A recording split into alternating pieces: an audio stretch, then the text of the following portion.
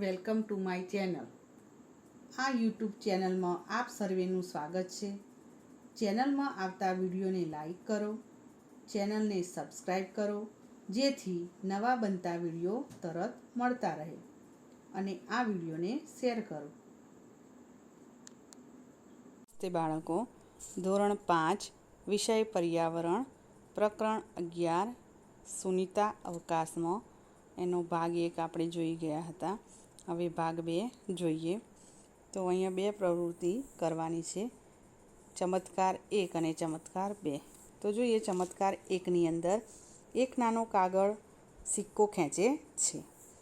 5 રૂપિયાનો સિક્કો લો અને કાગળનો નાનો ટુકડો લો. કાગળ સિક્કાના 1/4 જેટલો હોવો જોઈએ. શું કહે છે અહીંયા? 5 રૂપિયાનો સિક્કો લેવાનો છે અને કાગળનો નાનો ટુકડો લેવાનો છે. કાગળના સિક્કાનો 1/4 જેટલો ભાગ લેવાનો છે. હવે 2 પ્રશ્ન પૂછ્યા છે. પહેલો પ્રશ્ન છે, એક હાથમાં સિક્કો પકડો અને બીજા હાથમાં કાગળ.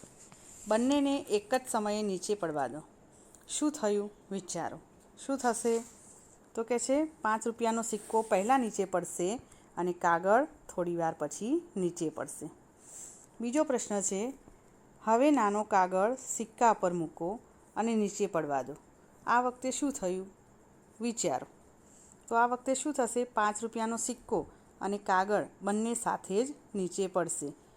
તમારે આ પ્રવૃત્તિ તમે જાતે કરશો તો તમને વધારે ખ્યાલ આવશે. હવે બીજી પ્રવૃત્તિ જોઈએ આપણે, ચમત્કાર 2, ઉંદર હાથીને ખેંચે છે, એટલે કે ઉંચકે છે. તો જુઓ, આ રમત રમવા તમને એક નાનો પથ્થર, એક મોટો પથ્થર, લીંબુ જેટલો, કેવડો લેવાનો છે? લીંબુ જેવડો, કાગળનો જાડો રોલ, એટલે કે દોરાની ખાલી રીલ પણ હોઈ શકે તો ચાલે. કાગળના બનેલા ઉંદર અને હાથી જોઈશે. હવે 2 ફૂટ લાંબી દોરી લો. એક છેડે નાનો પથ્થર બાંધો. પથ્થરના સાથે ઉંદર ચોંટાડો અથવા તેને બાંધો. દોરીને કાગળના બનેલા રીલમાંથી પસાર કરો. બીજા છેડે મોટો પથ્થર બાંધો અને હાથી ચોંટાડો. કાગળનો રોલ તમારા હાથમાં પકડો અને નાના પથ્થરને ફેરવો. તમારો હાથ ફેરવો.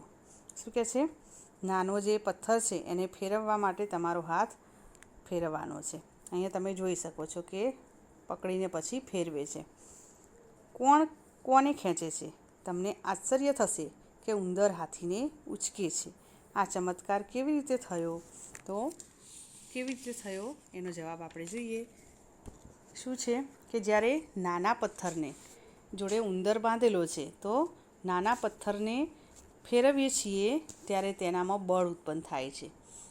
બળ એટલે શક્તિ ઉત્પન્ન થાય છે. તેનાથી મોટા પથ્થરને એટલે કે હાથીને ઉંચકીએ છીએ અને હાથી ઉંચકાય છે. તો વિદ્યાર્થી મિત્રો, નાનો કાગળ અને સિક્કો એક જ સમયે નીચે પડે તે ચમત્કાર છે. કારણ કે આપણા રોજિંદા જીવનમાં આપણે જોઈએ છીએ કે જ્યારે પાંદડા કે કાગળ નીચે પડે છે ત્યારે હવા તેમની ઝડપ ધીમી કરી દે છે. અને બીજો ચમત્કાર છે એ ઉંદર હાથીને ઉંચકે છે. તેનું પાછળનું વિજ્ઞાન સમજી શકે તે અપેક્ષિત નથી. તેઓ કદાચ એ નહીં સમજી શકે કે મોટો પથ્થર પૃથ્વીના ગુરુત્વાકર્ષણની વિરુદ્ધ દિશામાં હતો, એટલા માટે તે ફરતો હતો. તો વિદ્યાર્થી મિત્રો, આપણે 2 પ્રવૃત્તિ જોઈ, એ તમારે પણ કરવાની છે. હવે આગળ જોઈએ, હકીકતમાં સરહદો ક્યાં છે? તો સુનિતાએ અવકાશયાનમાંથી પૃથ્વી વિશે પોતાના અવલોકનનું વર્ણન કર્યું. પૃથ્વી કેટલી સુંદર અને આશ્ચર્યકારક લાગે છે. અમે તેને અવકાશયાનની બારીમાંથી કલાકો સુધી જોઈ શકતા હતા. અમે પૃથ્વીનો ગોળો એટલે કે આકાર જોઈ શકતા હતા. શું કહે છે? સુનિતા છે અવકાશયાનમાં ગઈ ત્યારે પૃથ્વીને જોઈ શકતા હતા. પૃથ્વી છે એ એનો ગોળો છે, એને અવકાશયાનથી બારી છે એની અંદરથી જોઈ શકતા હતા. તો પૃથ્વી કેવી છે કે ગોળ છે, નારંગી જેવી ગોળ છે. તો આપણે એના વિશે વધારે જોઈએ. વિદ્યાર્થી મિત્રો, અહીંયા તમે જુઓ, આ પૃથ્વીનો ચિત્ર તમે જોઈ શકો છો. તો પૃથ્વીના આ ફોટોગ્રાફને જુઓ, જે અવકાશયાનમાંથી લીધો છે. એટલે અવકાશમાંથી આ પૃથ્વીનો ફોટો લીધો છે. તે ફોટોગ્રાફ પરથી આજે આપણે જાણી શકીએ છીએ કે પૃથ્વી કેવી દેખાય છે, પરંતુ હજારો વર્ષ પહેલાં લોકો ફક્ત પૃથ્વી કેવી દેખાય છે તે વિશે અનુમાન કરી શકતા હતા. પૃથ્વી કેટલી મોટી છે, તે કેવી રીતે ફરે છે તે શોધવા વૈજ્ઞાનિકો સખત પ્રયાસ કર્યા છે. તમે જુઓ પૃથ્વી કેવી દેખાય છે. આપણે અનુમાન કરતા હતા, પરંતુ અવકાશમાં જઈને પૃથ્વીનો ફોટો પાડીને પછી આપણે અત્યારે જોઈ શકીએ છીએ. તો આ ફોટોગ્રાફને જુઓ અને કહો કે તમે ભારત જોઈ શકો છો. શું કહે છે? પૃથ્વીને જોઈને તમે કહી શકો કે તમે ભારત જોઈ શકો છો? તો ના, હું ભારત જોઈ શકતો નથી. જોઈ શકો છો તમે? ના. બીજો પ્રશ્ન છે, તમે બીજી કોઈ જગ્યા ઓળખી શકો છો? ભારત સિવાય બીજી કોઈ જગ્યા ઓળખી શકો છો? તો ના. શું આવશે? નથી ઓળખી શકતા આપણે કહીએ. ત્યાર પછી દરિયો ક્યાં છે? પૃથ્વીની અંદર તમે દરિયો ક્યાં છે ઓળખી શકો? જુઓ તો પૃથ્વીના ફોટોગ્રાફમાં નીલા ભાગમાં દરિયો છે એવું આપણે કહી શકીએ. નીલો રંગ છે એની અંદર દરિયો છે એવું કહી શકીએ. એના પછીનો પ્રશ્ન છે, તમારા વિચારે ગોળામાં અને આ પૃથ્વીના ફોટોગ્રાફ વચ્ચે કઈ સમાનતા છે અને કઈ રીતે તે અલગ છે? આપણે પૃથ્વીનો ગોળો જોયો છે અને અહીંયા તમે આ ફોટોગ્રાફ જુઓ, એની અંદર સમાનતા છે. તો કઈ રીતે અલગ છે અને કઈ રીતે સમાનતા છે? તો ગોળામાં અને પૃથ્વીના ફોટોગ્રાફમાં પૃથ્વી ગોળ છે. શું છે? ગોળામાં પણ પૃથ્વી ગોળ છે અને ફોટોગ્રાફમાં પણ, એટલે કે ચિત્રની અંદર પણ ગોળ છે એવું દેખાય છે. આ સમાનતા છે. અને અલગ એ છે કે પૃથ્વીના ફોટોગ્રાફમાં દેશો અને જગ્યાઓ ઓળખવી મુશ્કેલ છે, જ્યારે પૃથ્વીના ગોળામાં દેશોની સરહદો દર્શાવી હોવાથી સરળતાથી ઓળખી શકાય છે. એના પછીનો પ્રશ્ન જોઈએ કે સુનીતા જ્યારે અવકાશમાંથી પૃથ્વીને જોતી હતી ત્યારે તે પાકિસ્તાન, નેપાળ અને મ્યાનમારને અલગથી ઓળખી શકી હશે? એમ પ્રશ્ન કરે છે. તો કે ના, સુનીતા અવકાશમાંથી પૃથ્વીને જોતી હતી ત્યારે તે પાકિસ્તાન, નેપાળ અને મ્યાનમારને અલગથી ઓળખી શકી નહીં, કારણ કે અવકાશમાંથી પૃથ્વી પરના દેશોની સળંગ જમીન દેખાય છે. શું કેવી દેખાય છે? સીધી જમીન. પરંતુ તે જમીન કયા દેશની છે તે જાણી શકાતી નથી, એટલે તે જોઈ શકતી નહોતી. વિદ્યાર્થી મિત્રો, તમારે પૃથ્વીનો ગોળો જોઈને પછી પ્રશ્નના જવાબ લખવાના છે. તો અહીંયા જુઓ, પહેલો પ્રશ્ન છે, તમે ભારત શોધી શકો છો? તો કે હા, હું પૃથ્વીના ગોળામાં ભારતને શોધી શકું છું. બીજો પ્રશ્ન છે, તમે ક્યાં ક્યાં દરિયો જોઈ શકો છો? તો કહી શકો કે હું ભારતની દક્ષિણમાં, પશ્ચિમમાં અને પૂર્વમાં દરિયો જોઈ શકું છું. નવો પ્રશ્ન, તમે કયા દેશ જોઈ શકો છો? તો હું પૃથ્વીના ગોળામાં ભારત, શ્રીલંકા, ચીન, પાકિસ્તાન, ઓસ્ટ્રેલિયા, જાપાન વગેરે દેશોને જોઈ શકું છું. નવો પ્રશ્ન, તમે થોડા એવા દેશ જોઈ શકો છો કે જેની સાથે ભારત ક્રિકેટની રમત રમે છે? ઉદાહરણ તરીકે ઇંગ્લેન્ડ, ઓસ્ટ્રેલિયા, પાકિસ્તાન, બાંગ્લાદેશ અને દક્ષિણ આફ્રિકા. તો કે હા, હું એવા દેશોને પણ જોઈ શકું છું કે જેની સાથે ભારત ક્રિકેટની રમત રમે છે. ઉદાહરણ તરીકે ઇંગ્લેન્ડ, ઓસ્ટ્રેલિયા, બાંગ્લાદેશ, પાકિસ્તાન, દક્ષિણ આફ્રિકા. આ ઉપરાંત ન્યૂઝીલેન્ડ, શ્રીલંકા, ઇન્ડોનેશિયા વગેરે દેશોને પણ જોઈ શકું છું. એના પછીનો પ્રશ્ન જોઈએ, તમે પૃથ્વીના ગોળા પર બીજું શું જોઈ શકો છો? તો કહી શકો કે હું પૃથ્વીના ગોળા ઉપર વિવિધ ખંડો અને દેશો, મહાસાગરો, સમુદ્રો, ધ્રુવ, અક્ષાંશ, રેખાંશ વગેરે જોઈ શકું છું. હવે આગળ જોઈએ, ખુશ્બુ અને ઉમંગ ગોળા પર જુદા જુદા દેશો જોઈ રહ્યા છે. ખુશ્બુ કહે છે, જો ગોળા પર બે દેશો વચ્ચે સરહદો જોવા મળે છે, આવી સરહદો પૃથ્વી પર પણ છે. શું કહે છે? બે દેશો વચ્ચે સરહદો છે અને આવી સરહદ છે પૃથ્વી પર પણ છે. ઉમંગ કહે છે, હોવી જ જોઈએ. આ પુસ્તકમાં ભારતના નકશામાં પણ સરહદ છે. અહીં જો બે રાજ્યો વચ્ચે પણ સરહદો છે. શું કહે છે? સરહદો હોવી જ જોઈએ. પૃથ્વીના જે છે ભારતનો નકશો છે પૃથ્વીની અંદર, એની અંદર સરહદો છે, બે રાજ્યો વચ્ચે પણ સરહદને જોઈ શકીએ છીએ. આગળ જોઈએ, ખુશ્બુ કહે છે, જો આપણે દિલ્હીથી રાજસ્થાન જઈએ તો શું આપણને આ સરહદો જમીન પર જોવા મળે? ખુશ્બુ એને કહે છે કે જો આપણે દિલ્હીથી રાજસ્થાન જઈએ તો તેની સરહદ આપણને જમીન ઉપર જોવા મળે એવું કહે છે. તો આગળ જોઈએ શું કહે છે. ભારતના નકશાને જુઓ અને કહો, તમે જે રાજ્યમાં રહો છો તે શોધી બતાવો. તમારે આ પ્રશ્નનો જવાબ જાતે આપવાનો છે કે તમે જે રાજ્યમાં રહેતા હોય એ રાજ્યનું નામ લખવાનું છે. તમે એમ કહો કે હું ગુજરાત રાજ્યમાં રહું છું કે રાજસ્થાનમાં રહું છું. જે રાજ્યમાં રહેતા હોય એ રાજ્યનું નામ લખો. પછી બીજો પ્રશ્ન, તમે જે રાજ્યમાં રહો છો તેની પડોશમાં કયા કયા રાજ્યો આવેલા છે? જો તમે અહીંયા લખો કે હું ગુજરાત રાજ્યમાં રહું છું તો ગુજરાત રાજ્યને નજીકમાં જે રાજ્ય હોય એના નામ લખવાના છે. તો ગુજરાતની નજીકમાં જોઈએ તો રાજસ્થાન, મધ્યપ્રદેશ અને મહારાષ્ટ્ર રાજ્ય આવેલા છે. ત્યાર પછી તમે બીજા કોઈ રાજ્યમાં ગયા છો તો તમે જે રાજ્યની અંદર ગયા હોય એ રાજ્યનું નામ લખી શકો. દાખલા તરીકે હું રાજસ્થાન, મહારાષ્ટ્ર, પંજાબ વગેરેમાં ગયેલો છું.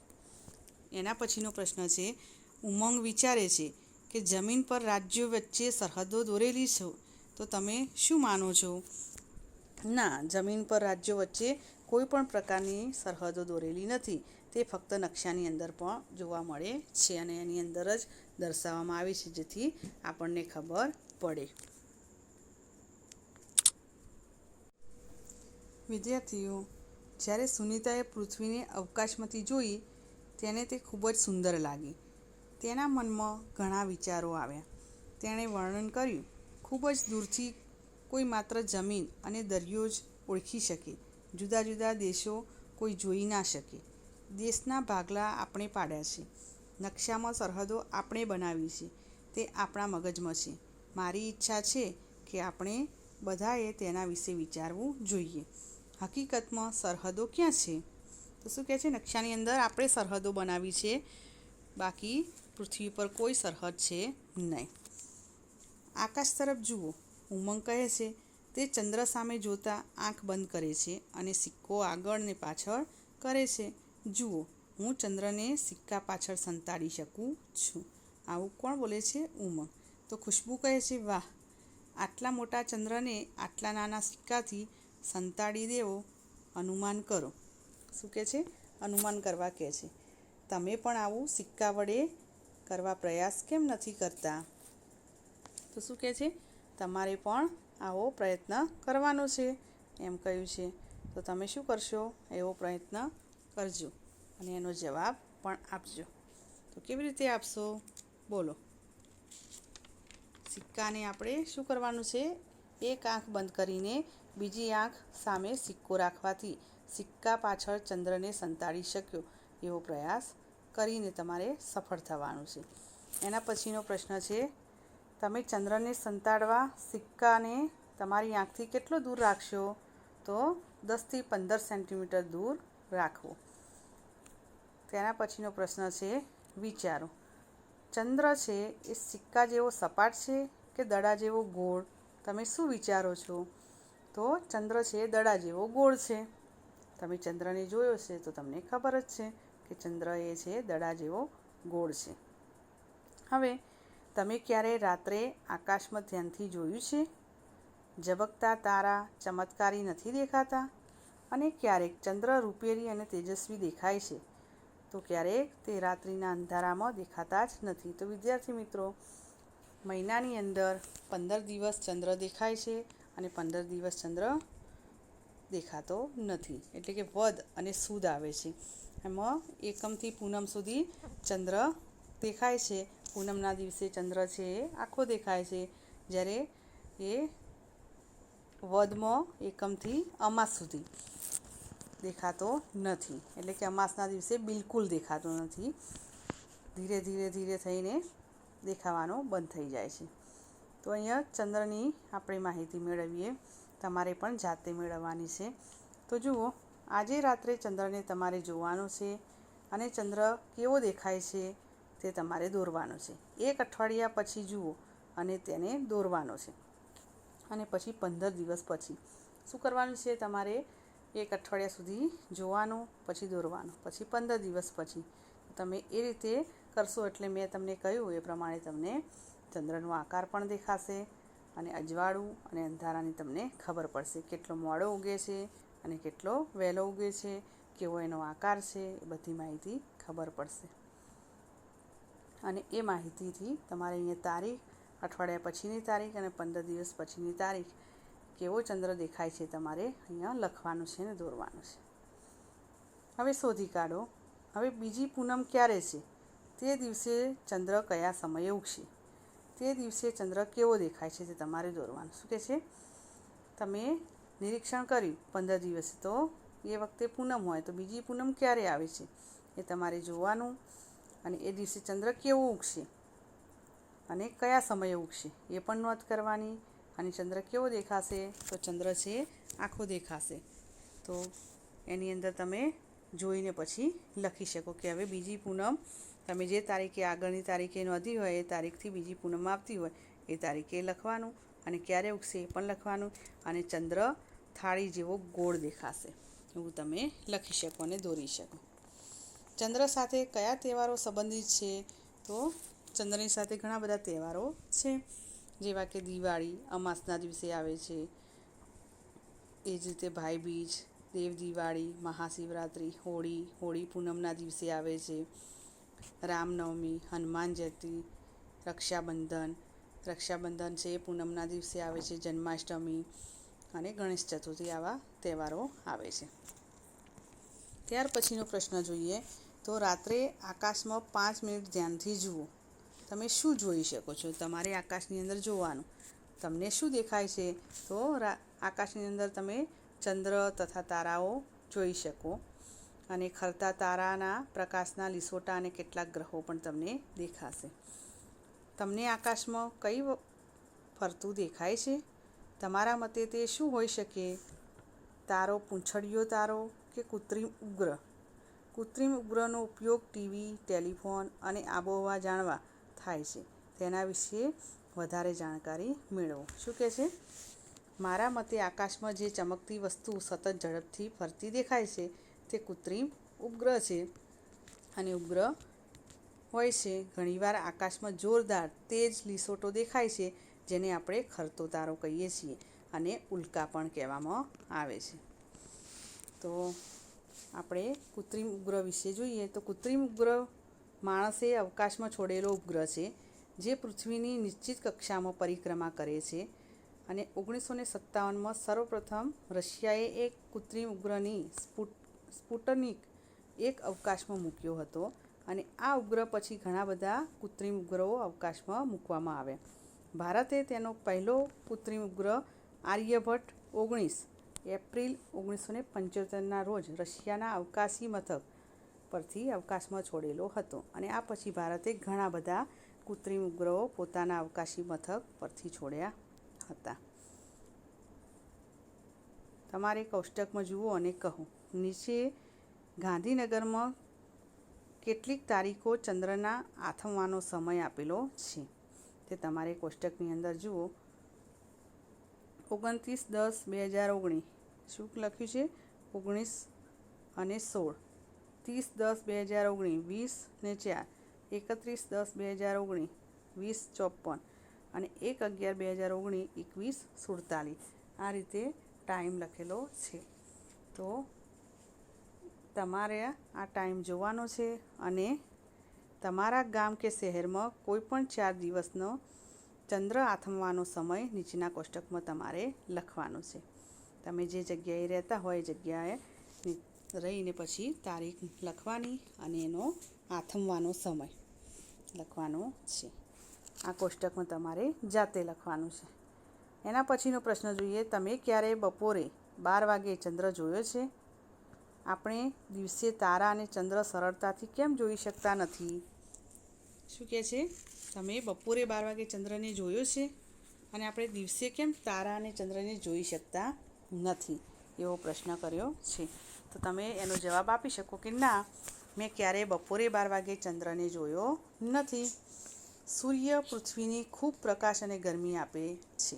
સૂર્યના તેજસ્વી પ્રકાશની સરખામણીમાં તારા અને ચંદ્રનો પ્રકાશ ખૂબ જ ઝાંખો હોવાથી તે દેખાતો નથી. આથી આપણે દિવસે તારા કે ચંદ્રને સરળતાથી જોઈ શકતા નથી. કવિ પણ કવિતામાં આવા જ પ્રશ્નો પૂછે છે. શું કહે છે? કવિ પણ કવિતાની અંદર આવા પ્રશ્નો પૂછે છે. તે આપણે કવિતા જોઈએ. જુઓ, આપણે કવિતા જોઈએ તારાની. ટમ ટમ ટમ ટમ ચમકે તારા, નીલ ગગનમાં ઝબકે તારા, કેટલા ગણી શકો છો તારા, અગણિત છે આકાશે તારા, કોઈ પાસ કોઈ દૂર છે તારા, કેટલાક નામ ધરાવે છે તારા, નીલ ગગનમાં ઝબકે તારા, દિવસે ક્યાં છુપાય છે તારા, રાતે ફરવા નીકળે તારા, આવું કેમ કરે છે તારા, ટમ ટમ કેમ કરે છે તારા, નીલ ગગનમાં ઝબકે તારા, તારાઓની વાત નિરાળી, કેટલાકની દેખાય નિશાની, દેખો જાણો ઓળખો તારા, કહો કથાને સમજે તારા, નીલ ગગનમાં ઝબકે તારા. યશપાલે આ કવિતા ગાયેલી છે. તો આ કવિતા આપણે જોઈ.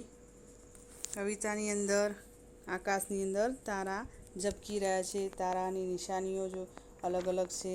અલગ અલગ તારા છુપાયેલા છે. કોઈ ટમટમે છે.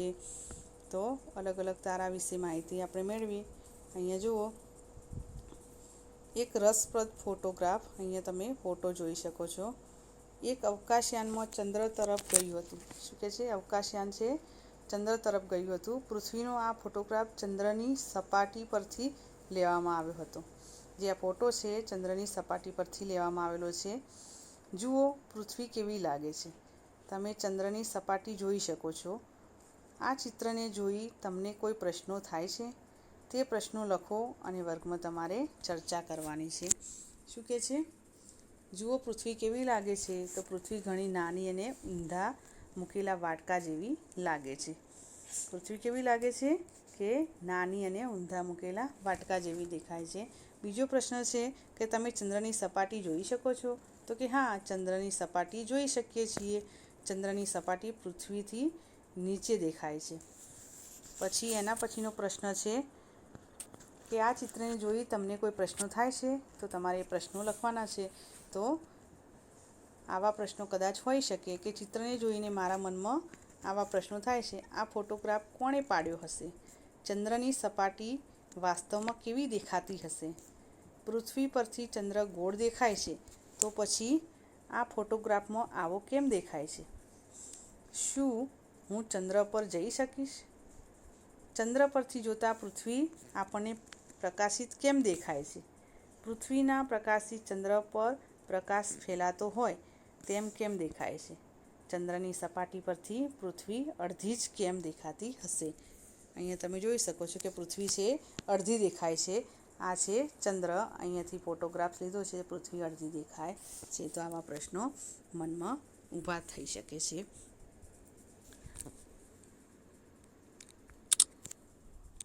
વિદ્યાર્થી મિત્રો, આ પાઠની અંદરથી આપણે શું શીખ્યા એ જોઈએ તો બાળકો લપસણી પરથી હંમેશા નીચે જ આવે છે. તે લપસણી પર કેમ જતા નથી? જો આ લપસણી સુનીતાના અવકાશયાનમાં હોત તો બાળકો આવું કરી શકતા હોત અને કેમ? એ પ્રશ્નનો જવાબ આપણે જોઈએ તો બાળકો લપસણી પરથી હંમેશા ઉપરથી નીચે ગુરુત્વાકર્ષણ બળના કારણે આવે છે. કેમ કે ગુરુત્વાકર્ષણ બળ ઉપરથી નીચે તરફ લાગે છે.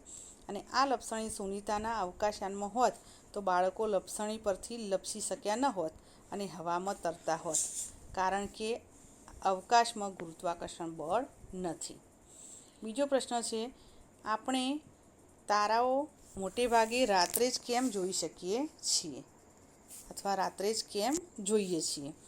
તો તારાઓની સરખામણીમાં સૂર્ય પૃથ્વીથી ખૂબ જ નજીક છે.